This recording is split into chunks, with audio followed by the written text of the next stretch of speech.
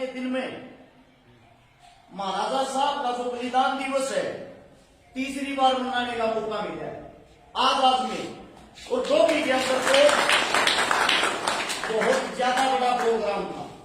अब मैं आप सबसे एक बात कहना चाहता हूं, जिनका हम बलिदान दिवस मना रहे हैं, क्या आप लोगों को पता है इन्होंने अपना बलिदान किस लिए दिया था? वो ऐसी क्या कहानी थी? मैं सोशल मीडिया पे सुबह से पोस्ट देखने लग रहा हूं। मेरे साथी लिखते हैं चाओ चाओ में महाराजा सूरजमल जाट, जाटों का राजा, जाटों का ये, जाटों का वो। एक बारी मेरी बात को सुनना, हो सकता है मैं गलत हूं, लेकिन मेरी कोशिश रहती है मैं किताबों से ज्यादा जमीन से जो हमारे बुजुर्ग हैं इनसे ज्ञान लेने की कोशिश करता हूं।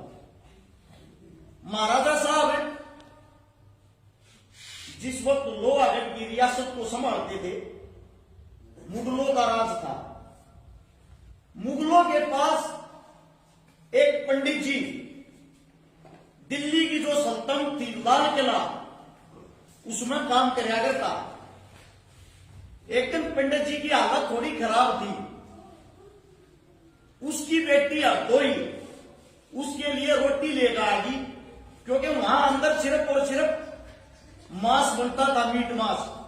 और जो हमारे पंडित जी थे वो सादा भोजन करते थे। उसकी बेटी वहां खाना लेके आती है, मुगल सल्तनत के राजा की उसमें नजर पड़ती है।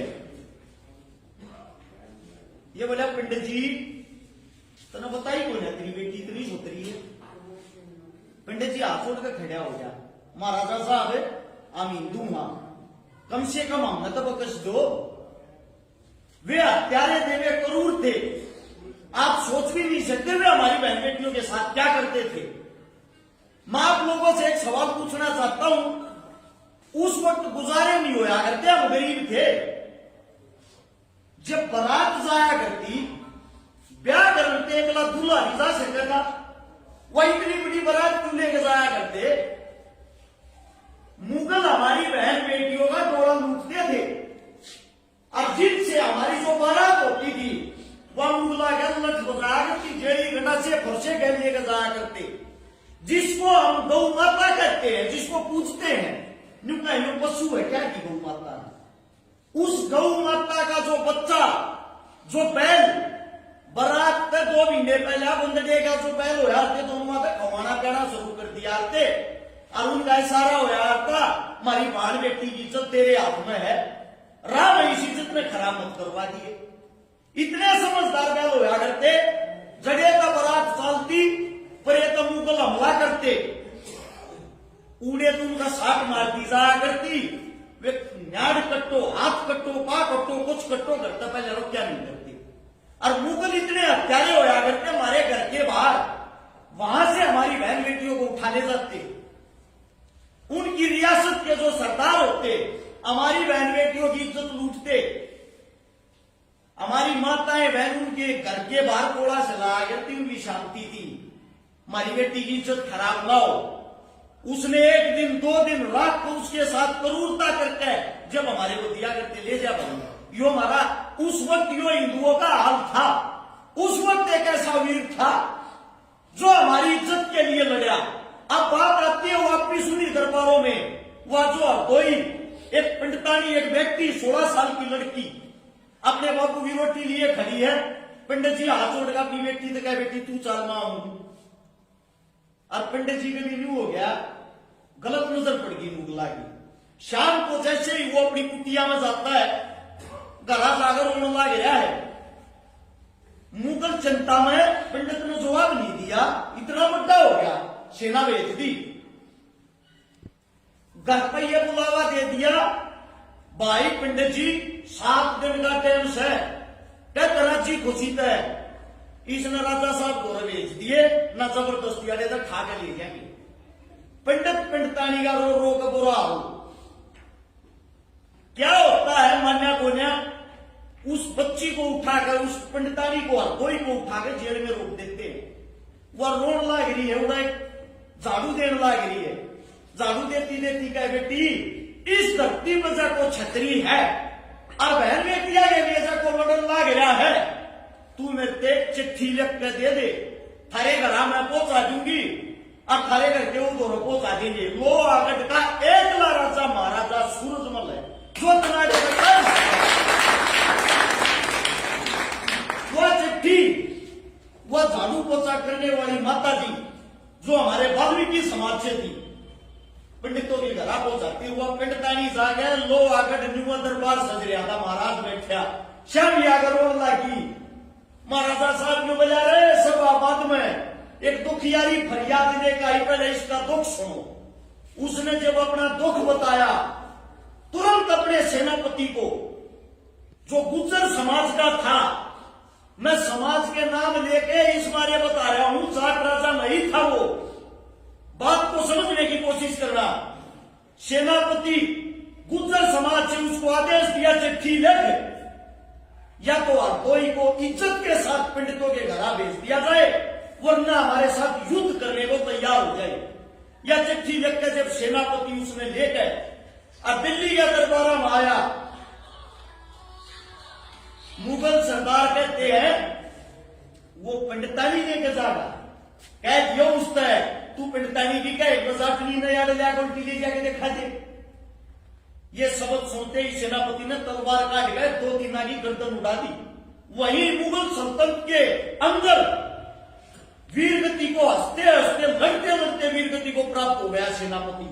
यह खबर जब हमारे राजा के पास गई, राजा ने कहीं बेइज्जती होगी तैयारी करो, अर्जाटनी कड़ा है उन्हें भी लेकर चलोगे, घोषण की बात कर रहे हैं। जहां आज गुरुग्राम कहते हो गुड़गामे का खाली जगह थी, खाली मैदान था, यहां पे आता है महाराजा साहब सेना के साथ और मुगलों को कहता बुला के जाओ भाई रानी में ले जाएंगे, या रानी हटोनी या निगरी के लिया जाटनी में लेके जाने की कहते हैं निकल ले जाएंगे। जबरदस्त वहां पे युद्ध होता है। युद्ध के कुछ देर बाद ही महाराजा साहब ने मुगलों का ऐसा सुपड़ा साफ कर दिया, मुगल राजा नीचे पड़ा और महाराज गर्दन पर तलवार टेक कर उसकी गर्दन कटने वाला था। मुगला ने बच्चन के तरीके का ले रहा था, हाथ जोड़ करने वाला महाराजा साहब ने तेरी गौ माता की सू ईवी के जान बकसते गौ माता की सूत ने गौ माता को अपनी मां से भी ज्यादा मानता था महाराजा साहब।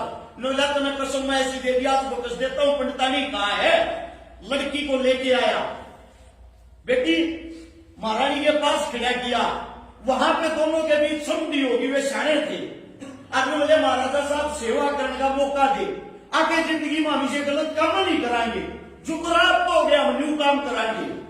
महाराजा साहब ने सेना को वापिस भेज दिया और दिल्ली के दरबारों में रुक गया 5-7 अपने साथियों के साथ।